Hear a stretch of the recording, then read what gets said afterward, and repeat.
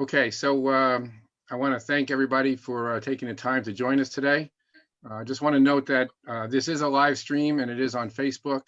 If there are some glitches in that, we are recording this video and we will post it on our website so that you can get to see the entire video. Again, thank you all for taking the time to join us today. My name is Don Marino. I am the president of the Professional Firefighters Association of New Jersey. And we represent over 4,000 active and retired firefighters, emergency medical personnel, and support services. With the current state and national health emergency that's going on right now, we felt it prudent that our members who are on the front lines every day, responding to the needs of the citizens of New Jersey, we felt it necessary to give our members a current update, an avenue for them to address some of their concerns. I want to thank the entire PFANJ Executive Board who have been working tirelessly day in and day out to respond to the needs of our members throughout the state of New Jersey. With us today, we have Dr. Rivera, Program Director, whose training in preventive medicine means she is trained as a public health physician with a background in epidemiology at Johns Hopkins, who will give us an update on current emergency and then answer some of our questions that some of our members throughout the state have been asking. Welcome, Dr. Rivera. We thank you for taking the time to be with us today. Please give those listening and watching kind of an update of what the current situation is with respect to COVID-19. Yeah, so first of all, thank you so much for reaching out and for the opportunity to address folks on the ground. I know that right now people are really concerned about what's going on, and rightfully so. I think we all need to be concerned. But I also think that it's important to exercise prudence, not panic. So the first thing I want to do before we jump into the questions is give everybody make sure that we're all sort of speaking the same language and that we're all oriented to some basic terms that have been thrown around by the media, and not everyone is necessarily going to know what these things mean. So the terminology, I think, is important, and then we can dive into the questions if that's okay. Fine. So SARS-CoV-2 versus COVID-19, I think that's sort of the first thing I want to distinguish for everybody that's listening. SARS-CoV-2 is the term that is being given to the actual virus. So it's kind of like how we think about human immunodeficiency virus causes AIDS is the disease. So SARS-CoV-2 is the virus, and COVID-19 is the disease that SARS-CoV-2 causes. Okay. So that's first things first. So the virus is a coronavirus. There are, prior to this virus, other existing coronaviruses that have been identified. So that cause things like the common cold. What's different about this virus is that it's new. So it hadn't been reported in humans before. That doesn't mean that the virus didn't exist before. What it means is that this is the first time that we've detected it in humans. Okay. Okay. So we think that it originated, or its ability to infect humans happened at a seafood market in Wuhan, China. And the information, there's so much information out there. There's a ton of misinformation too. So I think it's really important for everyone listening to make sure that the sources that they're going for information are valid sources. So places like the CDC, the World Health Organization, the International Association of Firefighters are putting out good information. So you want to make sure that whatever sources you're going to for information are giving you good information. Don't believe everything you read online, because there's a lot of opportunity for people to misinterpret information, but also to put out information that may cause more cause for concern than is necessary. So what we know so far is that in most people, the virus will not cause significant symptoms. So that's good. But what makes this very concerning is that in a subset of people, and it's estimated depending on the country you're looking at or the region within the country that you're looking at, it's estimated that 20% of people will end up needing hospital attention, and then some other percentage, like 5%, will need intensive care. And the reason why we can't treat this as just another common cold or, oh, it's just the flu, is there are a number of reasons for that. But in part, it's because as more and more people get infected, even if you're talking about 5% of the population needing intensive care, that number, as the number of people that gets infected gets bigger, can grow to be over capacity for our healthcare system. And so we've heard of, you hear, I'm sure people have seen the memes for like flatten the curve and things like that. And so what that means is not necessarily to that we're going to stop people from getting the infection altogether. It means that we're going to spread out the infection in a way that we don't see this huge peak of people going to the hospital needing intensive care resources, because we only have so many hospital beds, we only have so many intensive care and ventilator resources. Okay, so that's kind of that concept for everyone. So that's why we've seen such drastic measures to try to mitigate exposure, trying to urge people to stay home. Now, as of 11:30 yesterday, this data is on the New Jersey State Health Department. There were 742 cases reported in New Jersey, and 9 deaths. Now, the data changes minute to minute, so we'll see what it is at the end of today.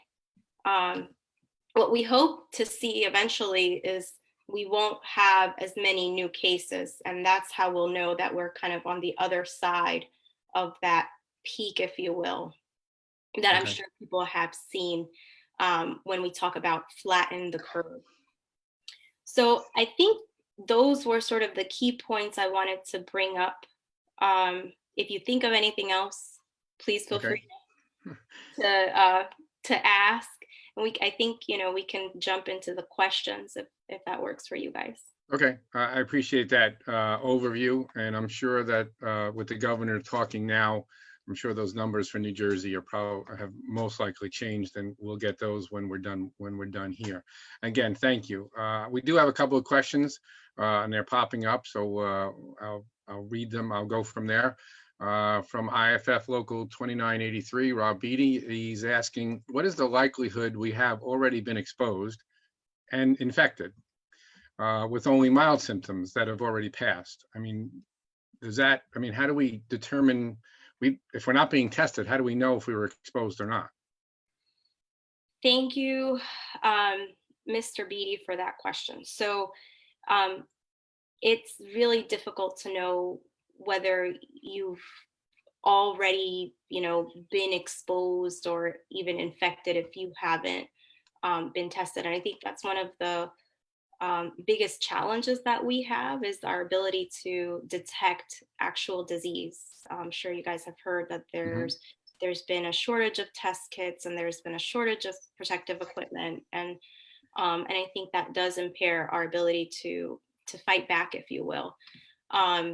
But I will say that there are estimates that by the time this is all said and done, up to 60% of the population may have become infected with this virus. So we know the virus is in almost it's been detected everywhere at this point, I think. Yes, all the states. So there's a high enough likelihood that a lot more than half of us will come across it at some point. Now, But not everybody will know that, correct? I mean, right now they're not testing the entire country, so. right. And even if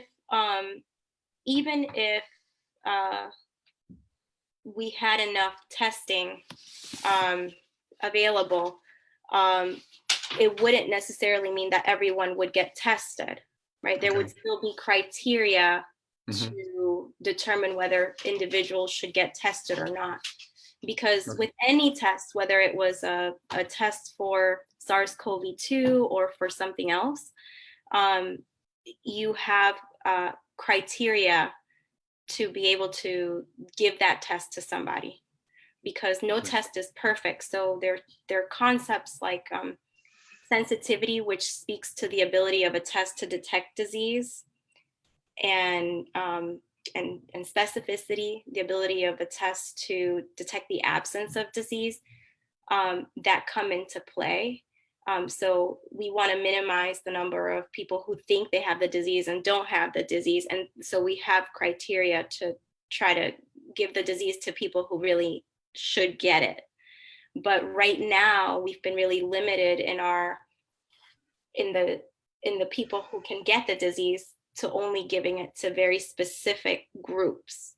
Okay. And as testing capacity expands, we're hoping that we'll be able to test people that don't necessarily meet the very strict case definitions that are being used for testing, right, but that could possibly, also have the disease because they have symptoms, but maybe they didn't have travel, or maybe it's not in their community, but they still have symptoms.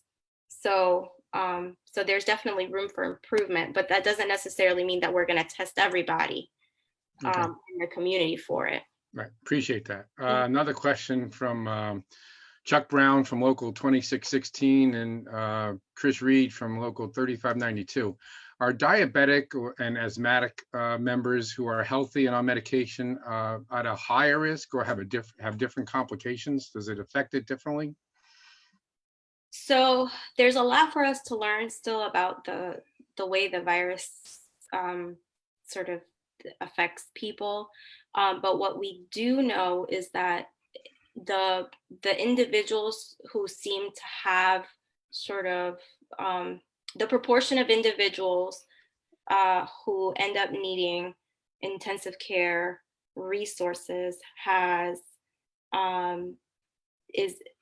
more representation from folks who are folks who have things like diabetes, asthma, or other lung conditions, or cardiovascular disease.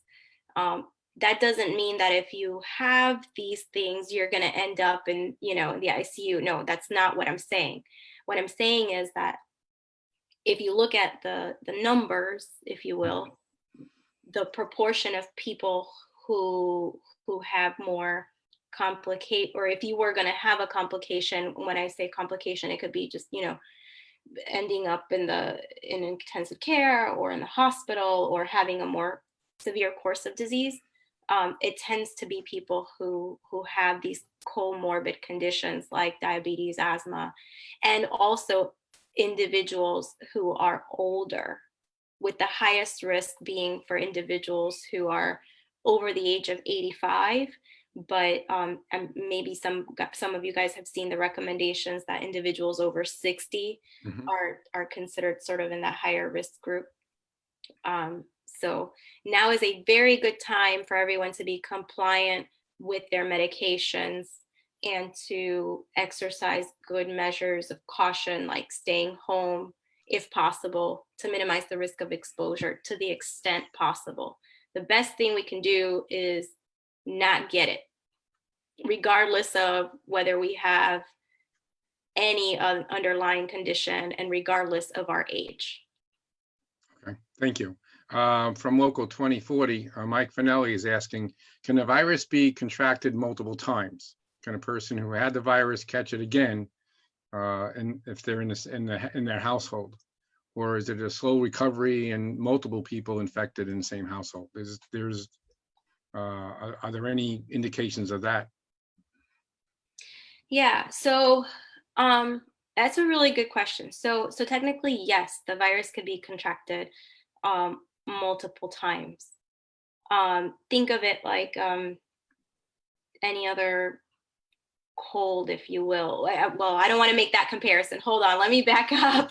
Okay. Think think of it like any a a virus in general. So your immune system, if you've gotten it before, will have seen it and have mounted an immune response. So the next time you see that virus, you can expect that you may not get as sick, or you may not get sick for as long. You may not even know that you were really sick, but that doesn't mean that you weren't exposed to it again. You didn't get it. You Okay. did not have enough of a dose to cause symptoms in you.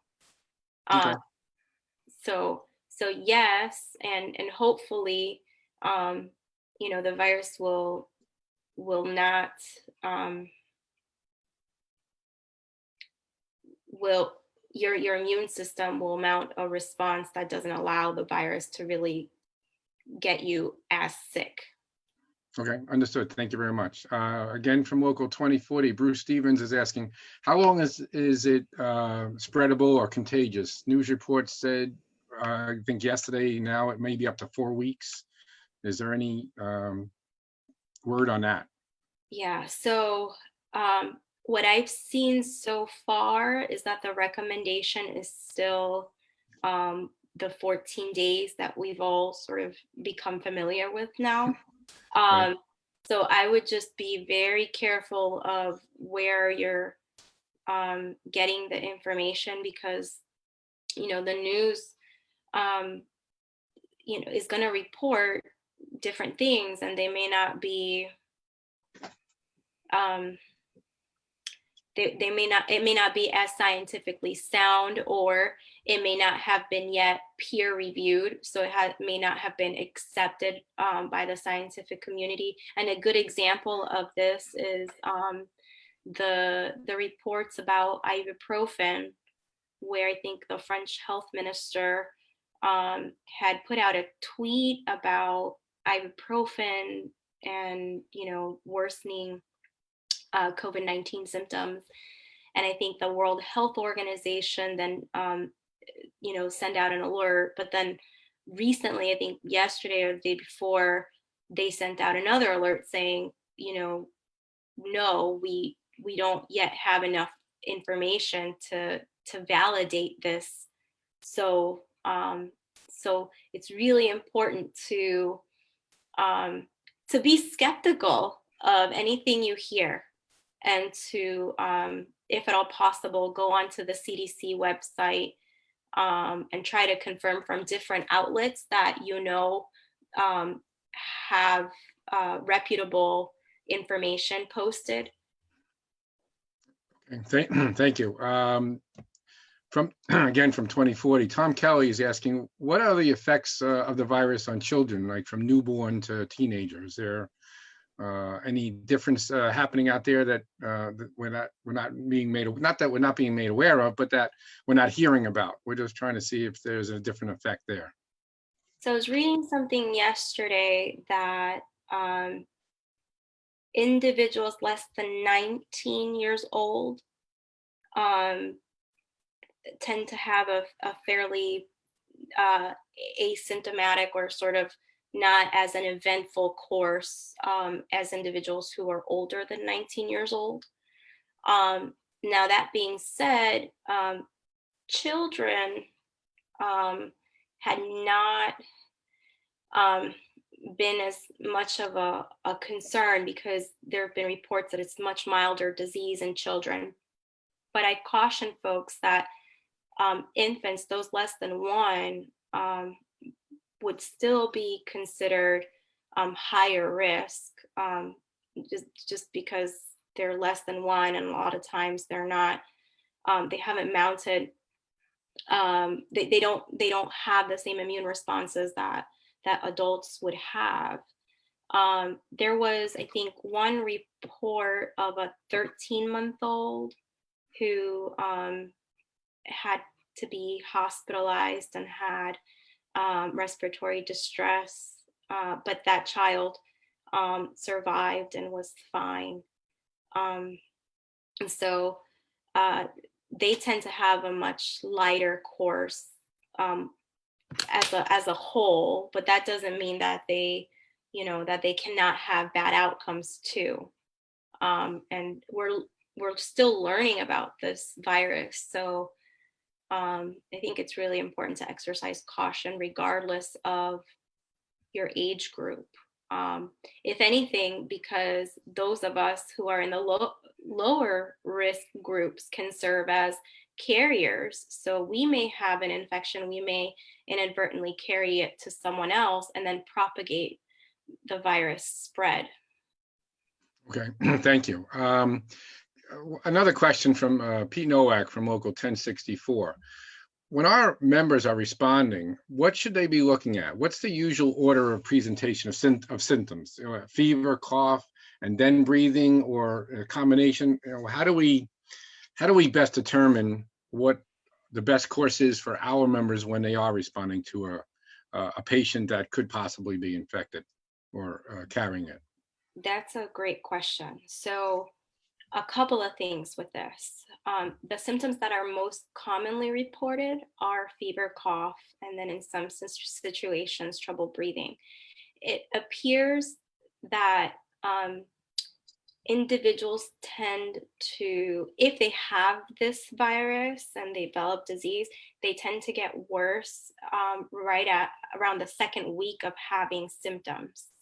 So that's important for prognosis. So determining, what to do with that individual if they've had a week of symptoms and then all of a sudden in the second week they are saying, I'm feeling worse, doc, what to do? That person may need to actually, be seen or go to the hospital, depending on how bad things are for them. And so that second week of having symptoms tends to be worse than the first week. So that's an important thing that has come out of observations and what's been reported so far. In terms of things that the members should be looking out for, I think that universal precautions all the way. So it doesn't matter whether you're going in for a call that you think is completely unrelated, as best as possible, making sure that you're wearing your gloves, that you're assessing the situation, that you're not sending everyone in at the same time. So maybe just sending one person in or two people in, and maybe somebody stays at the door while the other person goes to check out what's really going on. Because there's always miscommunication. As best as we try to communicate, there is always some bit of information that gets left out. And so if you can, as much as possible, just treat every encounter as though, this could potentially be somebody who may have, especially knowing that so many people don't have symptoms to begin with. Right, right. So that's my answer to that. And then there have been reports of individuals that presented with gastrointestinal symptoms like diarrhea, for example, prior to the onset of respiratory symptoms. But what we call like fecal oral transmission has not been reported as a route of transmission as of right now. So that's not as much of a concern, or it's not believed to be a way for people to get exposed, not the primary way that people get exposed. Okay, and along those lines, the question was asked about the N95 mask. I mean, how many times can you use that N95 mask? Or, because obviously we're all having issues with getting the supplies that we need.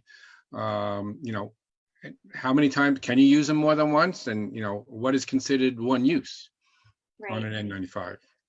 So it's really important for folks to get guidance from the manufacturer of the mask. But in general, the CDC has recommendations for like general guidance for extended use and limited reuse in situations where that is allowed. And if you're going to be reusing the mask, up to 5 separate uses. So long as the respirator is still functional, it doesn't appear to be obviously damaged. And what I've heard of people doing is like putting a surgical mask over the respirator to try to, keep the respirator from maybe getting wet or from, other sort of things that can happen to it in the course of wearing it, that might compromise the integrity of the respirator. Right. So that's one thing that some folks, I know are trying to do to preserve that respirator, but they're saying up to 5 separate uses. Okay. The other thing to be mindful of is like you have to be careful when you put it on and you take it off, and you have to figure out where you're going to store it, that you're not accidentally touching the inside of the respirator with your dirty hand and then putting that on your face. So so people are going to be reusing, they have to be mindful of taking it off, where they're going to put it, how they're going to put it back on. Okay. Yeah. Sorry. So along the lines of that, so I just asked the question, when are you contagious? There have been so many different statements about before symptoms or once you show symptoms that it's hard to know what really is the true contagious period that's out there. Yeah, I mean, the recommendations so far are 14 days. So from the date of when your symptoms start, if you are one of the folks that has symptoms. So that's really, as far as I know right now, the best guidance I can give. So, but that's having the symptoms. But like we said, right, there's the younger generation may not have any symptoms, but they are carrying it or contagious. So there's really no definitive answer to that, I guess. That's right.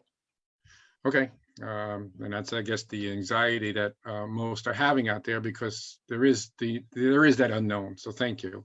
Yeah. We're hearing about possible treatment. We heard reports about 2 drugs. One was used for malaria, Ebola, and then chloroquine.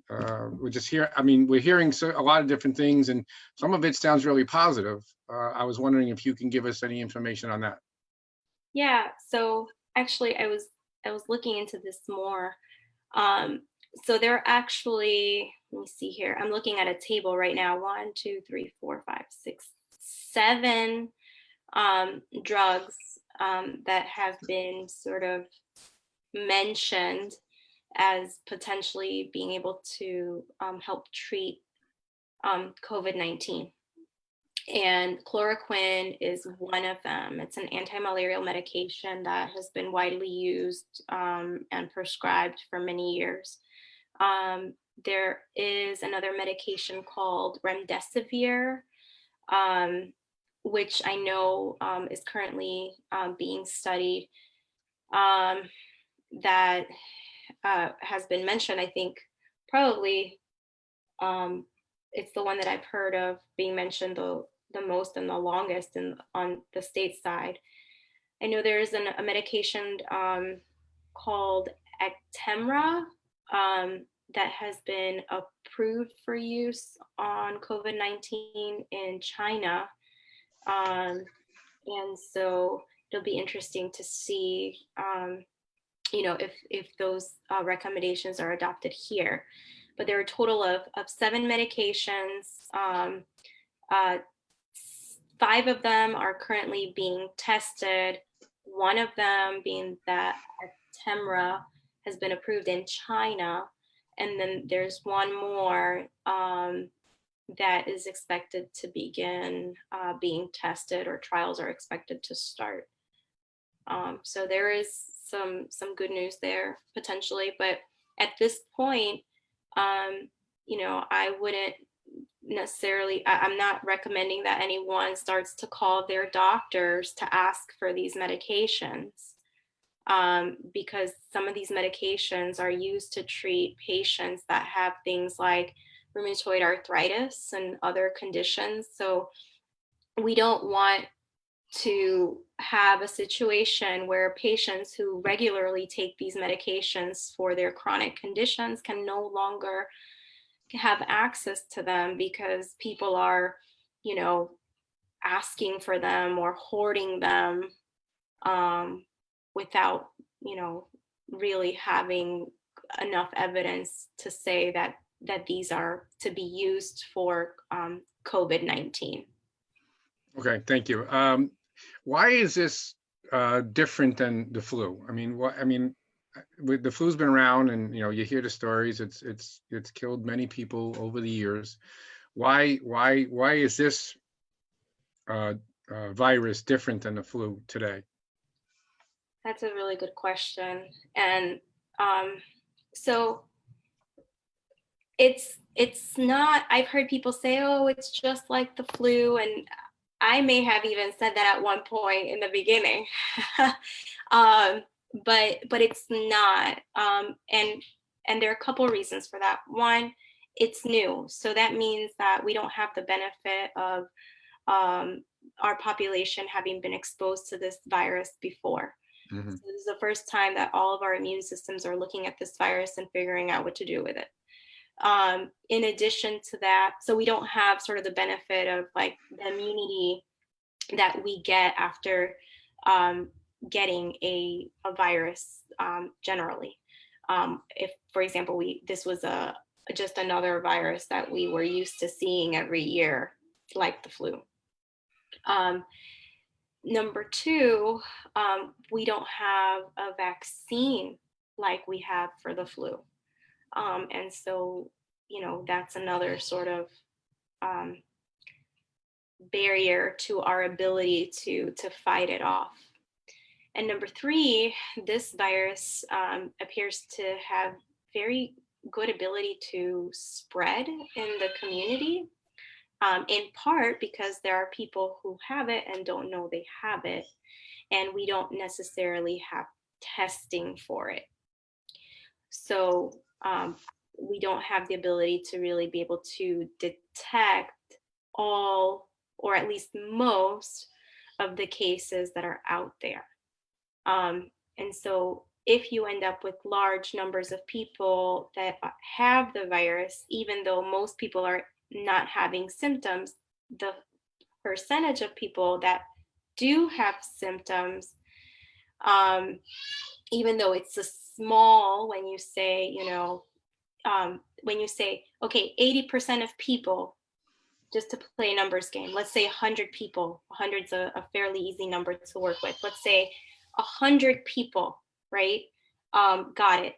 And 80% of them are not going to have symptoms from what we know. Okay, so, but we know that of the people that have symptoms, 20% require hospitalization, 5% require ICU support. So the more people you have that have infection, what was the number in New Jersey? 750, something like that. Right? So the more that number grows, the more that the number of people that are now going to require ICU support grows too. And as we overwhelm our ability to take care of those people, then that case fatality rate, when we talk about how many people could die from this, is going to go up too.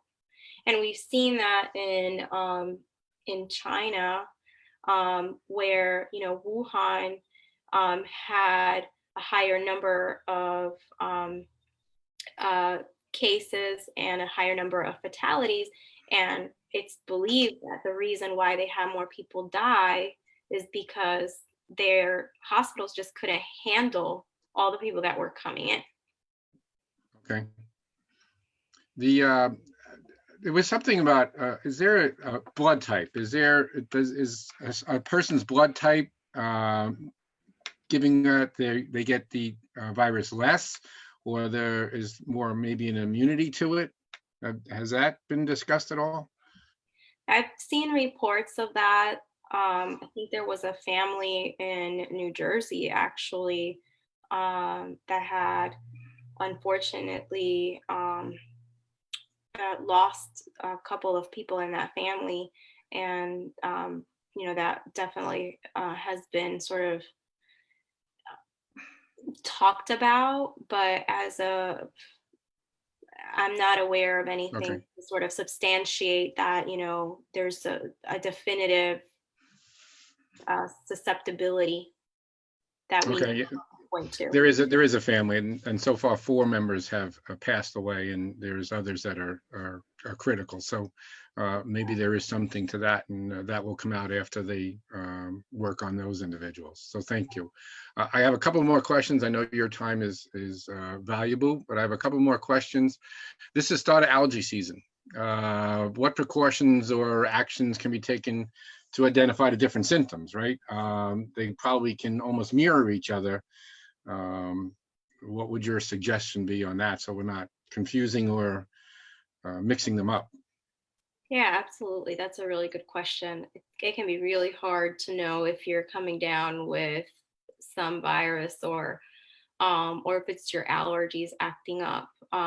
So I would encourage anyone who has a history of allergies to make sure that they get on their allergy medication to try to minimize sort of those allergies acting up during allergy season, to be mindful of symptoms that are not expected with allergies. So for example, fever may be a helpful indicator. And fever is probably one of the more, if people are going to have symptoms from this coronavirus, then fever would be one of the symptoms that they would expect to have. So if you develop a fever, then you should, definitely be aware of that and consult with your doctor. And as we develop better ability to test and the testing becomes more widely available, then hopefully, if you have symptoms you're concerned about, you'll be able to get tested to make sure you don't have it. But I would encourage everyone to talk to their doctors, not necessarily go to the doctor's clinic, but to utilize resources like telemedicine, to reach out and talk about your concerns with your healthcare provider. Okay, thank you. Another question was, is a patient obligated to tell their employer they have the virus? Is it protected under the HIPAA rules? It's a question. Yeah. I don't think we're quite there yet. So, so you don't have to tell your employer technically that you have the virus if you know you have the virus, but that would be something that would be irresponsible, I think, in my opinion. Absolutely. If you know you have the virus, if you've tested positive for the virus, then it is in your best interest and the interest of your coworkers and the community for you to isolate yourself and wait for it to pass, so that this isn't this outbreak isn't lasting longer than it needs to. Your health information, your personal health information is protected under HIPAA, so it's not like your employer can solicit your health records without your consent. Okay. We work shift work, so we work 8 hours, maybe 12 and 12, or 14 and 10, or 24 hours, and then we're going home and then coming back to work. You may not be able to recommend or answer this, but is it better to stay where we are instead of possibly bringing something home to our families? Yeah, that's a concern for so many healthcare workers like yourselves. I mean, I know that sometimes you don't necessarily consider yourselves healthcare workers, but to me, you're out on the front lines, and so much of what you do is healthcare related that I count you as one. So I think that it's it's really your discretion at this point. If you know that you come in contact with somebody um, that has it, then I would recommend, obviously, that you quarantine yourself from your family. You could do that in your own home. Just create a space where you're separate from them, if possible. Remember, the difference between quarantine is you're looking to see if you develop symptoms and test positive for the disease, whereas isolation is when you actually have the disease. So they're two different things. So being exposed to somebody doesn't guarantee that you're going to get it.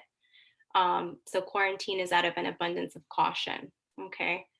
Um, and so it's really I think important to practice things like good hand washing, and if at all possible, if you can, come up with a strategy of like, maybe you change your clothes in your garage, or before you come in you change Mhm. your shirt or something, so that you're not bringing in things from work. Those may all help to reduce the exposure of your Mhm. family members if you're worried about them. But I know doctors that, are going home and they're still, kissing their family members and still hugging their kids. But they're mindful of the patients that they saw that day. And as we all should be, um, and exercising those types of measures. So I don't think that you need to like not talk to your family or anything. um, but just be mindful. If you know you've been exposed to somebody, then you're going to want to quarantine yourself and try to get testing, so that we know if you become positive or not, and then go from there. Well, quarantine, that seems to be the big question. I'm staying in my house. That's where I'm doing this broadcast from. I'm in my house for 14 days and absolutely nothing, so I'm good to go, right? Is that the way it's supposed to work, or it's just that that's a period, but there's still a concern?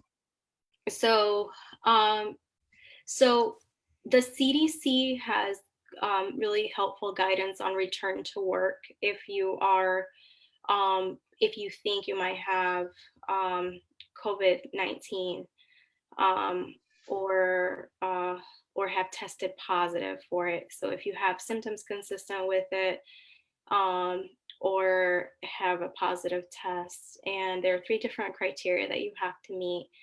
Unfortunately, I can't remember the criteria off the top of my head, and I don't want to misspeak, but I can follow up with you to Okay. make sure that information gets across to the membership.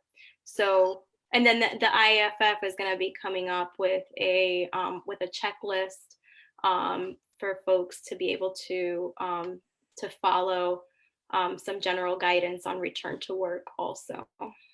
Okay. I have a couple more questions here, and then we'll wrap it up.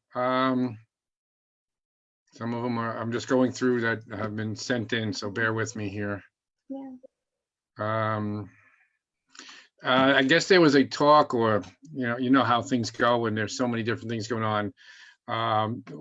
Has there been any indication or thought process of a mutated virus coming from out of this, that we're in something else then?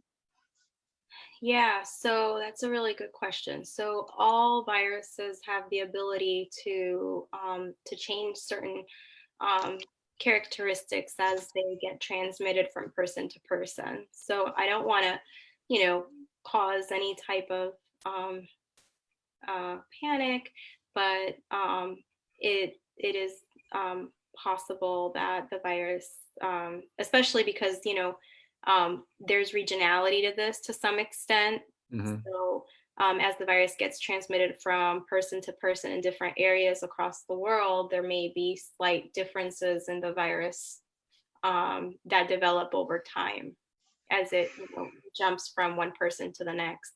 And those differences may actually work to our benefit. So it's possible that the virus may become less likely to cause symptoms, and that may turn out to help the virus sort of come to an end in its ability um, to cause more severe disease, or even there may be changes that limit its ability to jump from one person to the next.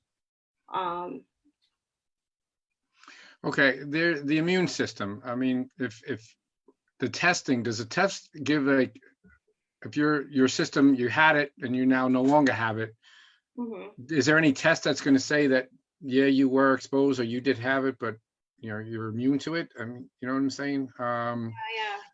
So there are different types of tests available. There's something called RT-PCR, and that's sort of trying to detect the virus's RNA, or like genetic material. Yep. And so that test tells us if you currently have, like, if there's viral genetic material in your, say, if it's a nasal swab, in your nasal swab. Okay. But there are other tests, ELISA tests, that look at whether there are antibodies present, and the different types of antibodies give us an idea of whether you have past infection. And so as those tests become available, then we'll be a little bit better at determining if you've had the infection or not. But it's still sort of a moving target. Okay. Probably one last one is with the profession, the medical workers who have kind of been tested positive for the virus, but maybe continue working because they are just shorthanded. Is that, but they're wearing PPE. Is that something that we all should be concerned about? I mean, we know the hospitals could get, their staffing could suffer severely, almost just like our staffing could suffer, because if we start quarantine our members, we don't have the backfill to ensure that we have others to respond. So those are big issues for us. Have you have you seen any of that? Yeah.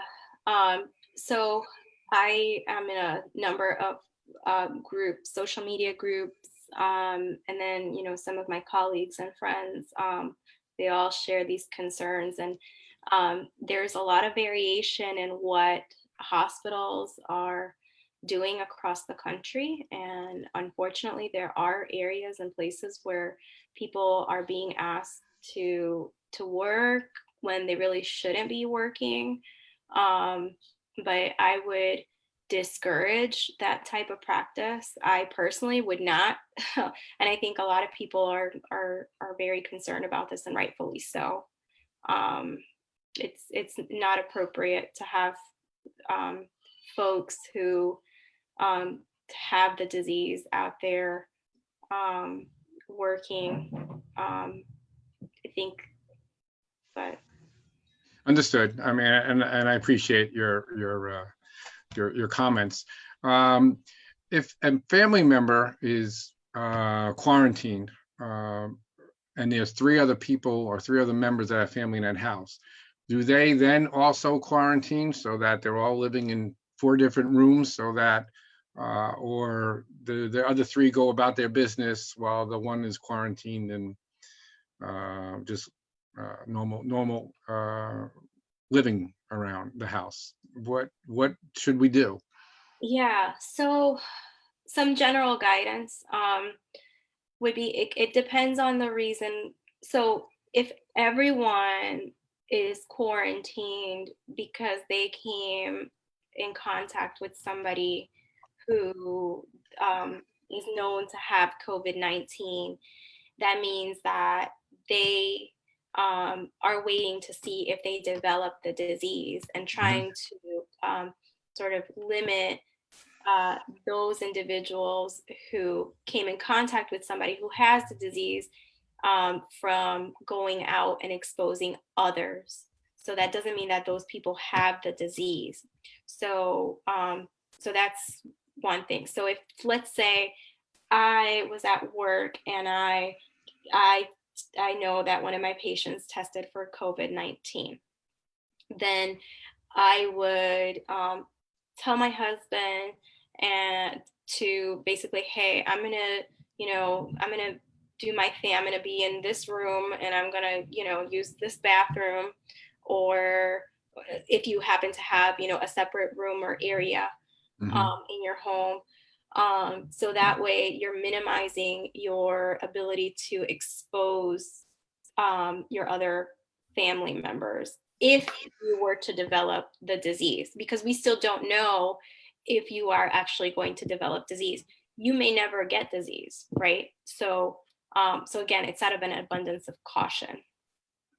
Okay, thank you. One last question. The data. I know they're saying 85 and above, and is there any available data yet as far as past patients, their age, race, gender, all that social standings, all those things that maybe can try to, once that data is all together, give a better picture of where it goes? So what we know right now is that individuals who are over 60 um, tend to have um, more like worse outcome. If Mhm. anybody's going to have a worse outcome, those individuals over 60. I saw something recently, I think it was yesterday, that was sort of a cautionary piece on, um, you know, we've been saying that the older generation is at higher risk, but if you look at the people that are in the hospitals, I can't remember if the percentage was like 20, I think it was like 40% were sort of in the middle age range. So they weren't necessarily over 60. So I think the data is going to continue to change. I would be very careful hanging my hat on anything and saying, oh, well, I'm young, so, I'm fine. I'm going to go out and I'm going to enjoy my spring break. No, I wouldn't do that right now. I think that this is a rapidly evolving situation, so things are going to change. And what we know um, today, to some extent, is gonna change. Um, so I've seen the data on age is better, I think, than some of the other markers you asked about: race, gender, social standing, etc. Um, and then, of course, the comorbidity data. Okay, well, I think that's all we have time for today. I realize that maybe those out there, some questions we might not have gotten to, or your live feed may not have worked. We will have this video up on our website, and we will try to respond to the questions that we didn't get to today. I will be speaking with the doctor offline to try to get those answers for you in a timely fashion. I want to thank Dr. Rivera for again taking the time and being with us today, and giving us very valuable information to our members out there, their families, and those of the general public that might be watching it. All I can say is remember to be vigilant and take every precaution with responding to emergencies. The citizens of New Jersey need us on the front lines. And a reminder to everyone, keep social distancing. To our members, be vigilant and be safe. We all will get through this and together as one. So I thank you. Be safe. Have a good day. Thank you very much. Thank you, guys.